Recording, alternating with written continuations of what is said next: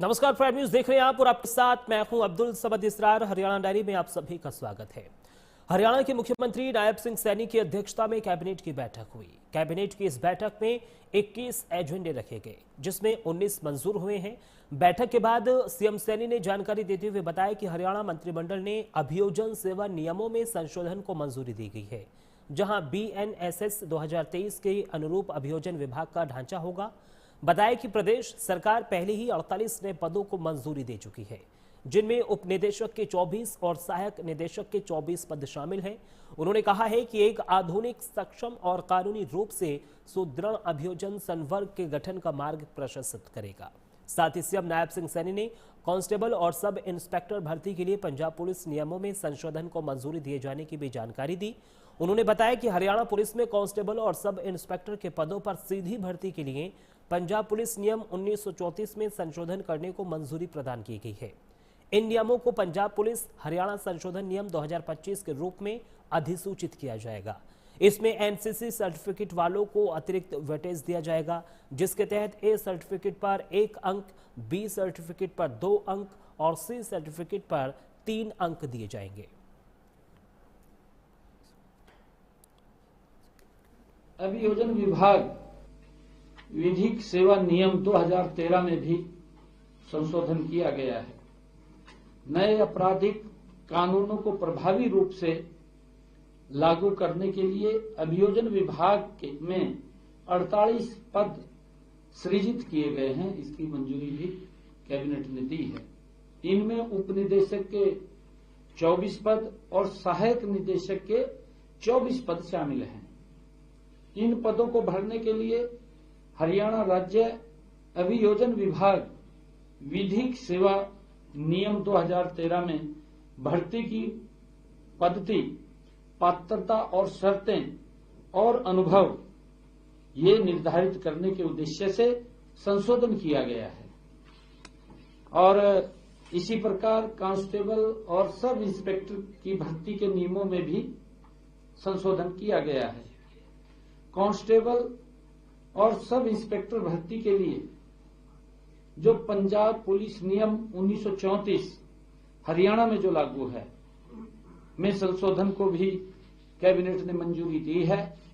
अब NCC certificate वालों को अतिरिक्त वेटेज, जिनके पास ए सर्टिफिकेट है उनको 1 अंक, बी सर्टिफिकेट पर 2 अंक और सी सर्टिफिकेट पर 3 अंक मिलेंगे।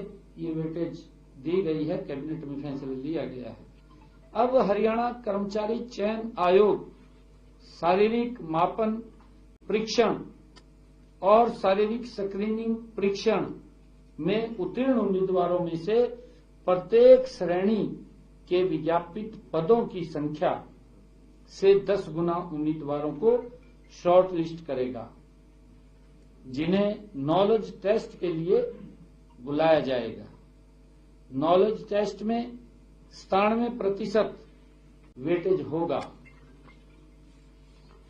इसी प्रकार कैबिनेट में एग्रीगेटर लाइसेंस देने के लिए हरियाणा मोटर वाहन नियमों में भी बदलाव किया गया है। कैबिनेट में एग्रीगेटर लाइसेंस देने के लिए हरियाणा मोटर वाहन नियमों में बदलाव करने के प्रस्ताव को जो मंजूरी दी गई है, उसमें सड़क परिवहन और राजमार्ग मंत्रालय भारत सरकार के दिशा निर्देशों के अनुसार एग्रीगेटर जैसे ओला, उबर, जो 1 जनवरी 2026 से केवल ग्रीन एनर्जी पर चलने वाले वाहनों को ही अपने बेड़े में शामिल कर सकेंगे। ये निर्णय किया गया है कि वो या तो इलेक्ट्रिक व्हीकल या सीएनजी व्हीकल ओनली ये अपने उसमें यही गाड़ी रखेंगे, डीजल पेट्रोल की नहीं रखेंगे।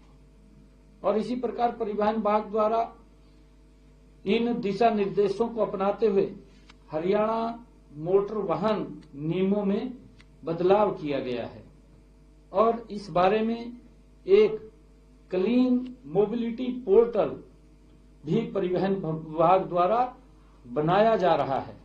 जिसमें लाइसेंस धारक की सभी वाहनों का विवरण रखा जाएगा और इससे राष्ट्रीय राजधानी क्षेत्र में कम पोल्यूशन होगा, क्योंकि जो लगातार पोल्यूशन की बात आती है, वायु की गुणवत्ता में भी सुधार होगा और वायु गुणवत्ता प्रबंधन आयोग द्वारा जारी किए गए निर्देशों का पालन भी सुनिश्चित किया जा सकेगा। और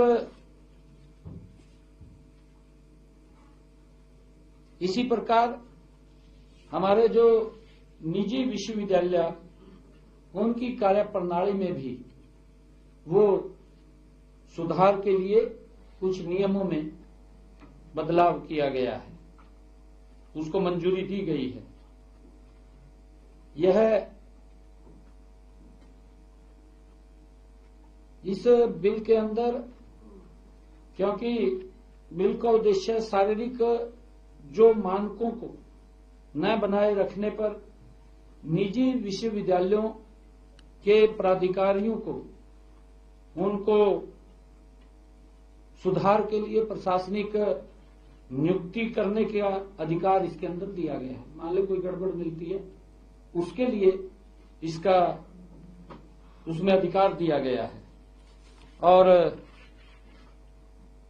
इसी प्रकार जो हमारा टीजीटी कैडर था, जिला शिक्षा के लिए नई आधुनिक और पारदर्शी कैडर परिवर्तन नीति 2025 को भी मंजूरी दी गई है। और हरियाणा